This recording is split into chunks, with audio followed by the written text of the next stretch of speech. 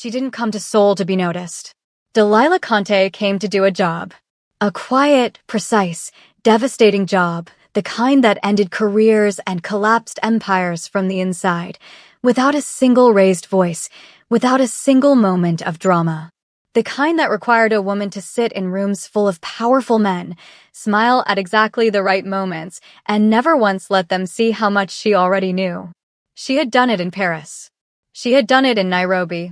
She had done it in Singapore, sitting across a glass table from a man who controlled 3 shipping ports and 2 government ministers, watching him explain his own financial structure to her as though she hadn't already mapped every illegal thread running through it before she landed at Changi Airport. Men like that always underestimated her. She had stopped being surprised by it years ago.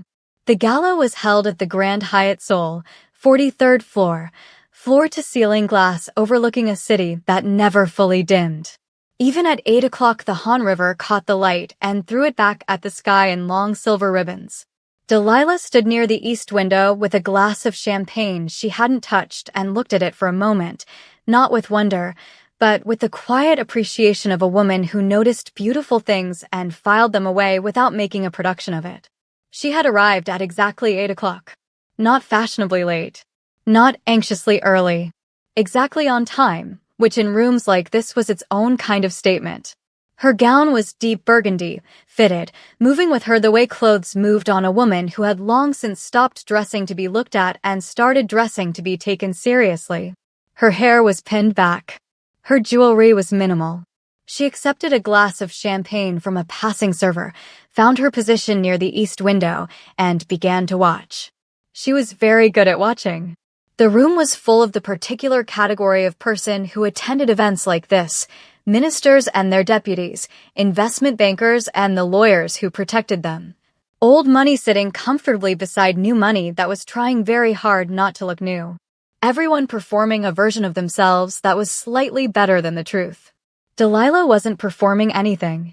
She had been there 11 minutes when a server came from her left, moving quickly, eyes scanning the far end of the room for something he hadn't found yet. He wasn't looking at her. He wasn't looking at anything near her. He was simply moving through space on autopilot, the way people moved when they had been on their feet for 4 hours and their attention had started to thin at the edges. He placed the silver tray directly into her hands. Delilah looked down at it. She didn't move. She didn't correct him. She didn't call after him. She didn't make a sound or a face or a gesture that the people nearby could read. She simply stood there while he disappeared back into the crowd, completely unaware of what he had done. The people nearest to her noticed. A woman in green glanced over and looked away with the careful speed of someone who had decided not to see what they had just seen. A man nearby let his eyes rest on her a beat too long, curious in the way people were curious about situations they were glad weren't happening to them. Delilah felt all of it. Every glance, every careful look away, every small recalibration happening in the people around her. She felt it the way she always felt things fully, completely, without showing a single layer of it on her face. And then Shin Hyunwoo walked in. The room didn't applaud. It simply reorganized itself around him. Conversation shifted, bodies turned by degrees. The energy in the space pulled toward him the way iron filings pull toward a magnet. Not dramatically. Not all at once. Just steadily, inevitably, with the kind of quiet force that didn't announce itself because it didn't need to. He was tall, immaculate in black. His suit was the kind that cost more than most people's monthly salary and looked it without trying to look it. His face was sharp and still, the particular stillness of a man who had spent so long being in control of every room he entered that composure had stopped being an effort and become simply the shape of him. He moved through the crowd without hurrying. His eyes swept the room with the practiced efficiency of a man who had learned very young to catalog spaces, threats and assets and exits and opportunities, all sorted and filed in the time it took most people to find a drink. His eyes landed on Delilah. 2 seconds, he leaned toward the associate at his shoulder and said, without lowering his voice nearly enough, "Tell the catering company their staff shouldn't be mingling with guests." The people nearby went quiet. Someone laughed, short, sharp, swallowed almost immediately, but not quite fast enough. Delilah stood very still. One breath. 2. The tray was still in her hands. The city was still spread out behind the glass, indifferent and glittering. She set the tray down on the windowsill beside her champagne glass. Slowly, without any particular emphasis. The way you set down something you were simply finished with. Then she smoothed the front of her gown with one hand, one single, unhurried motion, and walked. Not quickly. Not with the sharp energy of a woman making a point. Just walked, the way she always walked, like she was the only person in the room who knew exactly where she was going and had all the time in the world to get there. Directly to the head table, where her name card sat in gold lettering between the Deputy Minister of Finance and the CEO of one of Seoul's largest private investment firms. She pulled out her chair. She sat down. Nobody stopped her. Nobody said a word. The pocket of silence she had walked away from slowly refilled itself with conversation, but something had changed in the room. Something small and irreversible. He would understand what had happened. Just not in the way he expected. And definitely not in front of everyone. If that silence hit you the way it hit the room, do me a favor, like this video, subscribe to this channel, and don't go anywhere. Because the rest of this and more is going to hit harder. Fasten your seatbelt. Let's go for a ride. The formal introduction came 14 minutes later. Director Yoon was a round-faced man in his late 50s who laughed at his own jokes before he finished telling them, and had somehow maneuvered both Delilah and Hyunwoo within range near the bar, materializing between them with the cheerful obliviousness of a man who had no idea what he was standing in the middle of. Mr. Shin, you haven't met Ms. Delilah Conte. She's heading the International Commission's review of several regional investment portfolios. Brilliant woman. Absolutely brilliant. Speaks 4 languages, you know. Hyunwoo turned. His eyes settled on her face with the same cataloging attention he had given the room when he walked in. She let him look. She had been assessed by men like this her entire professional life, and she had learned long ago not to perform under scrutiny. Not to fill silence with reassurance or soften herself at the edges to make the assessment easier. She simply stood there and let him look. Miss Conte, he said. His voice was low and even, carrying the particular quality of a man who had never needed to raise it. Mr. Shin, she said. He extended his hand. She took it.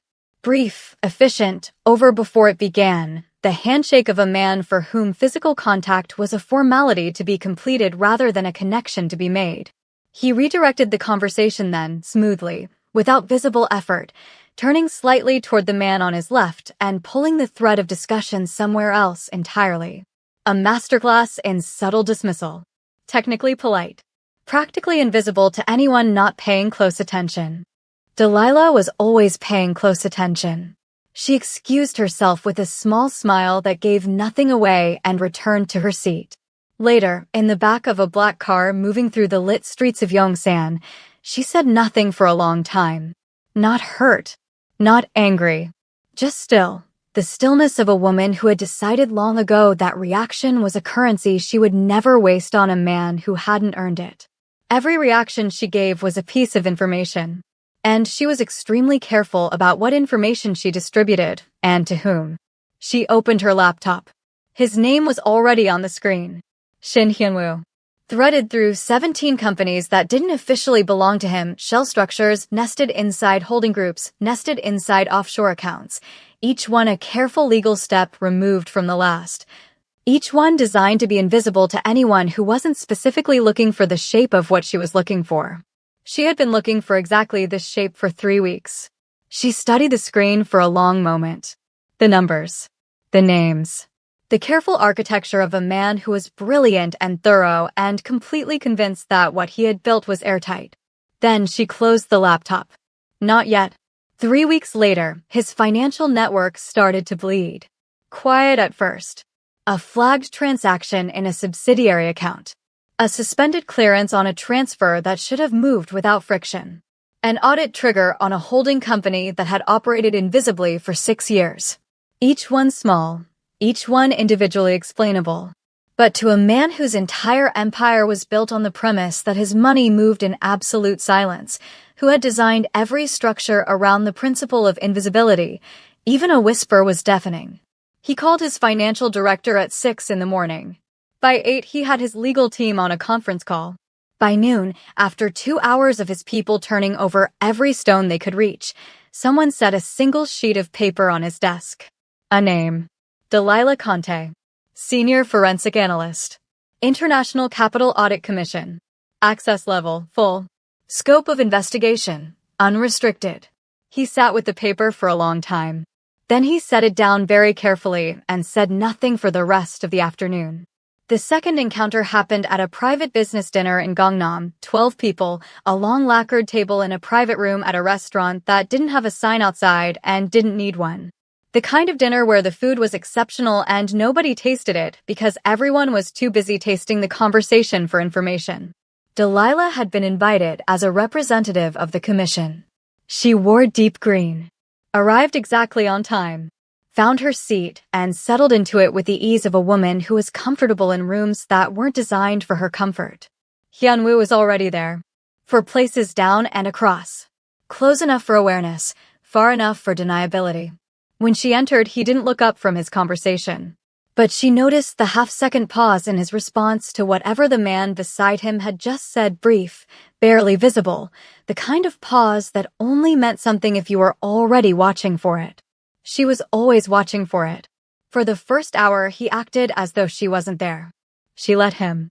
She ate. She spoke when spoken to. She asked 2 questions that were more precise than they appeared on the surface and absorbed the answers carefully. The room was full of the particular performance that happened when powerful people gathered in small spaces and pretended to be relaxed, everyone managing their presentation, everyone calculating the distance between what they were saying and what they meant. Delilah wasn't calculating. She was simply present. In a room like that, it was almost radical.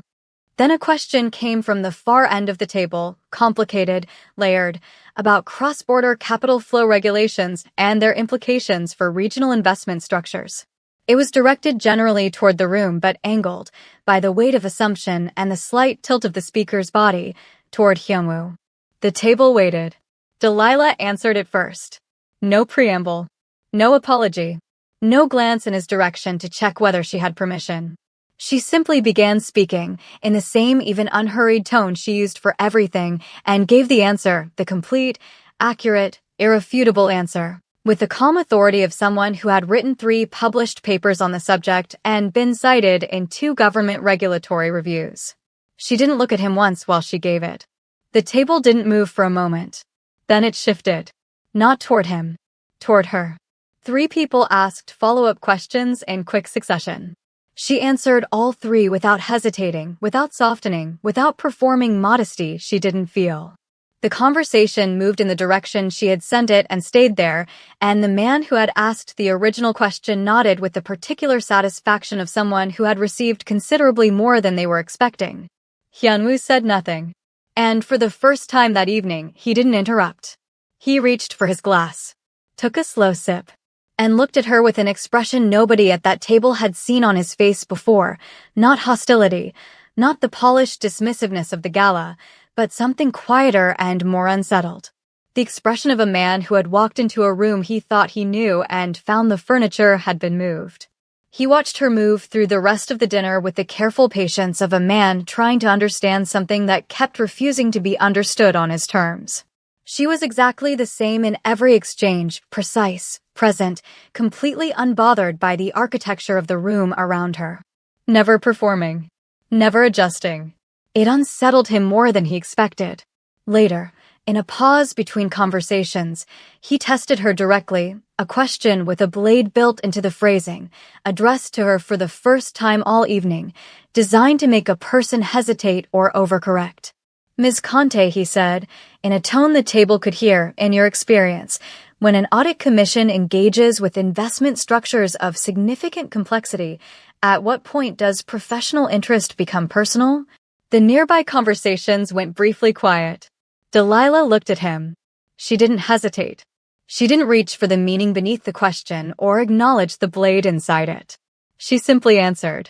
That depends entirely, she said, on whether the structure was built to withstand scrutiny or simply to avoid it. The 2 require very different responses. 1 second of eye contact.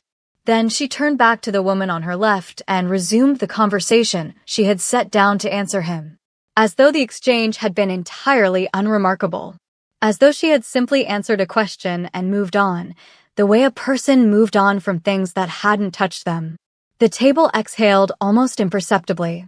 Hyunwoo was quiet for the rest of the dinner. He left before dessert. His driver asked where to. He didn't answer for a full minute. The third encounter he arranged himself. He told himself it was a strategy, a controlled environment, an assessment of what she had and what she intended to do with it. The same calculus he applied to every threat that entered his orbit: assess, engage, neutralize. He was already lying. She walked into the private lounge of a hotel in Itaewon at 7:15 on a Tuesday evening, and he understood immediately that she had known he'd arranged it. It was in everything she didn't do, no surprise in her face when the host led her to his table, no adjustment in her posture upon seeing him, no performance of arriving somewhere unexpected. She had known. She came anyway, and he didn't know what to do with that. She sat down across from him, ordered tea, settled into her chair with the particular ease of a woman who had made a decision, somewhere along the way, that she would never again give a room or a person the power to put her off balance. She looked at him and waited. He opened with business. Careful, hypothetical, dressed in professional courtesy.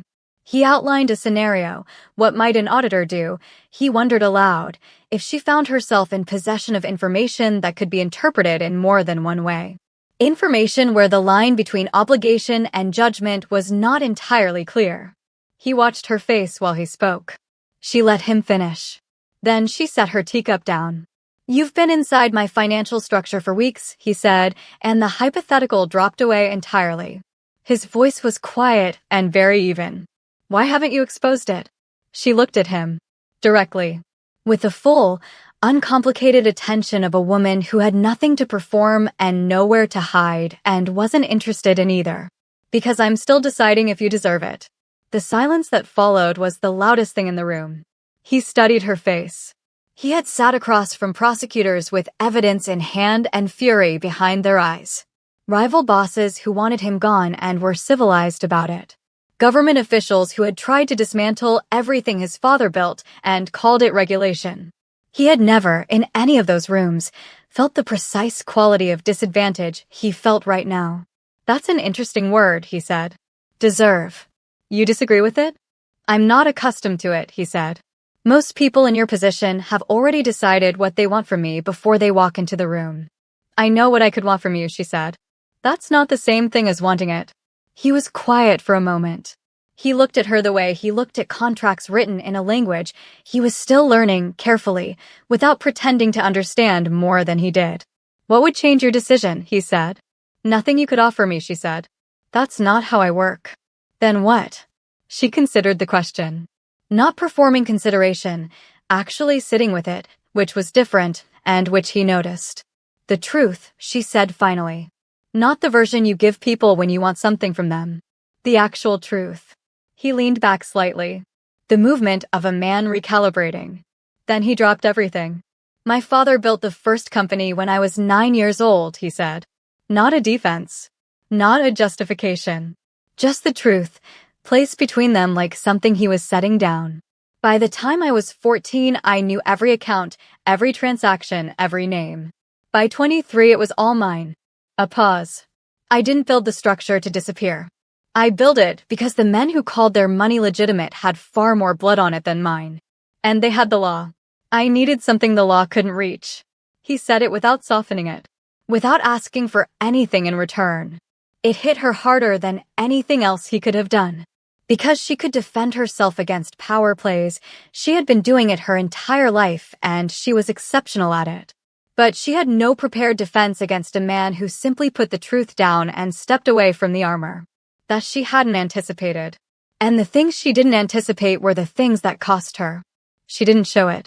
But something shifted behind her eyes, just slightly, just enough, and he saw it. And she knew that he saw it. And neither of them acknowledged it, which made it louder than if they had. "That doesn't make it legal," she said. "No," he said. "It doesn't.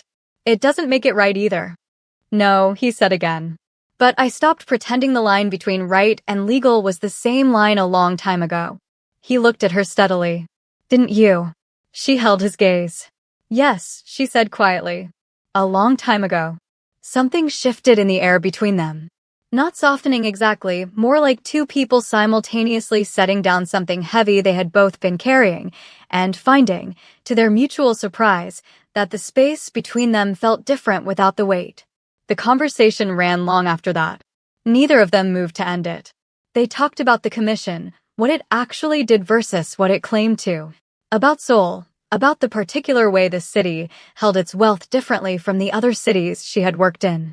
She mentioned Abidjan briefly, the way she talked about home, not with nostalgia, just with the clear-eyed affection of someone who had grown up inside the truth of a place rather than the idea of it. He listened the way most people didn't listen, without preparing his next sentence while she was still speaking. Just taking it in. At some point the table between them felt smaller than it had at the beginning of the evening. Their hands rested on the surface, his near the edge, fingers loose, hers wrapped around her cup. Close enough to touch. Neither of them reached. Neither of them pulled away. And somehow that felt louder than anything they had said all evening. The not reaching. The staying exactly where they were. The awareness of the distance, small enough that closing it would have cost nothing, small enough that not closing it was a decision they were both making, consciously, every minute, together. When she finally stood to leave it was past 10 o'clock. He stood too. Not calculated. Not strategic. Just reflex, the kind that came from somewhere older and more honest than strategy. She noticed. Mr. Shin, she said, picking up her coat. Hyunwoo, he said. She paused. Looked at him across the small table, in the low light of the lounge, with the city pressing against the glass behind him. Something passed across her face, not warmth, not softness, but something in the direction of both. Something she allowed herself for exactly one unguarded moment before she filed it away. She left without correcting herself either way. He sat back down, ordered something stronger than he usually drank, and stared at the space she had occupied for a long time. 2 days later, a motion was filed internally within the commission to have her audit portfolio transferred, a quiet bureaucratic reshuffling, the kind that appeared routine on paper and would have effectively buried 3 months of her work and removed her from the investigation entirely. Clean. Technically untraceable. The kind of move made by people who knew how institutions worked and how to use that knowledge without leaving fingerprints. It was reversed within 48 hours. Delilah found out through a contact 2 levels above her in the commission structure, who called her with the slightly stunned quality of someone who had just watched a wall that shouldn't have moved move. She thanked her, hung up, sat at her desk in the quiet of her apartment with the Han River visible through the window, flat and silver in the afternoon light. She didn't call him. She didn't send a message.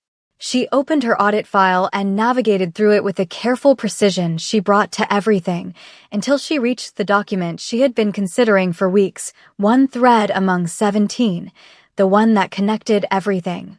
The one that would have been not just the final nail, but the entire coffin.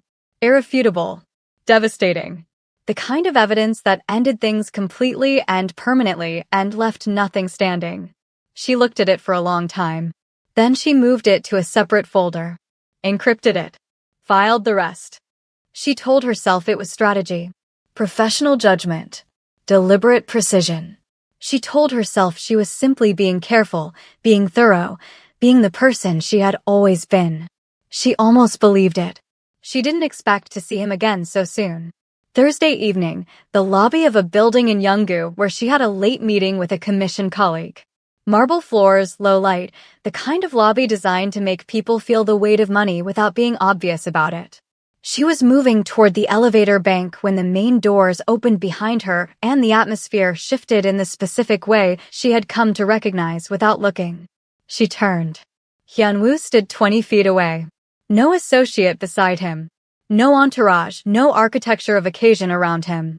Just him, in a dark coat, slightly rain-damp at the shoulders, looking at her with an expression she had no existing category for, something open in it, something his face didn't usually allow. Something she suspected very few people had ever been on the receiving end of. Neither of them spoke for a moment. "This wasn't arranged," he said. "I know," she said. He crossed the lobby toward her. Slowly, the way a man moved when he was choosing every step consciously, when he understood that the ground might shift beneath him and had decided, somewhere between the door and where she stood, that he was going to keep walking anyway. He stopped close. Closer than business. Closer than any of their previous encounters. Close enough that she could see the particular stillness of his face when it wasn't performing anything, the slight tension at the edge of his jaw, the way he was looking at her like she was the only fixed point in a room that had been moving around him for weeks. She didn't step back. "You filed the report," he said quietly. "Most of it," she said. Something moved across his face, unguarded in a way his face almost never was. Not relief exactly. Something that relief was built on top of. Something that looked like a man who had been holding a particular breath for a long time and had only just understood that he could put it down. He looked at her the way he had never looked at anyone in that lobby, in any room she could imagine him standing in. Like she was something he hadn't planned for. Like she had walked into the precise center of a life he had controlled completely and, without trying, without wanting anything from him, simply refused to be managed.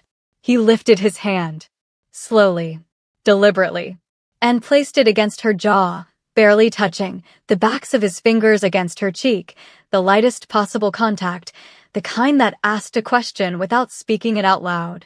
She went very still. Her eyes stayed on his. He leaned forward, just slightly, just enough, and the distance between them became something with a weight and a temperature and a name that neither of them had said out loud yet. She could feel the warmth of him in the small space that remained between them. His eyes dropped once, just once, to her mouth, then came back up. And then his phone rang. The sound cut through the lobby like glass breaking. He didn't move. Not for 1 second. 2. 3. For long enough that the ringing felt like something they were both standing inside, both waiting to see which way it would fall. Then something shifted behind his eyes. A door closing. The return of the man who answered things, who managed things, who had an empire that did not pause because he was standing in a marble lobby with his hand against a woman's face and the distance between them measured in centimeters. He stepped back, dropped his hand, looked at the screen. "I have to take this," he said. His voice was even, controlled. Everything his face wasn't 1 second ago. "I know," she said. She turned, walked to the elevator bank, pressed the button and stood with her back straight and her hands loose at her sides and her face giving away exactly nothing, which was what it always gave away, which was what she had always been exceptional at, which had never in her life cost her very much. It cost her something now. The doors opened. She stepped inside. As they slid closed, she caught his reflection in the polished metal, still standing exactly where she had left him. Phone to his ear. Eyes on the elevator. Watching.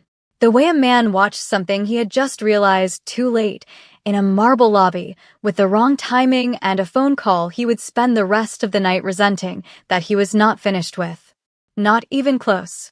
Every person in Shinhein's world leaned toward him. Adjusted for him.